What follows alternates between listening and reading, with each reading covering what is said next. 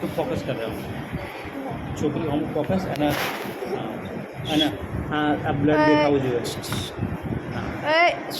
કોણ તક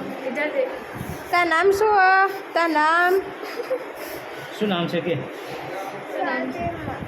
હા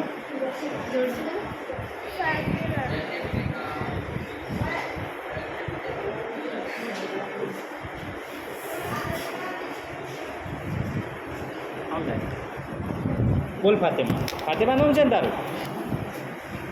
આંખ આપવો જોઈએ આમ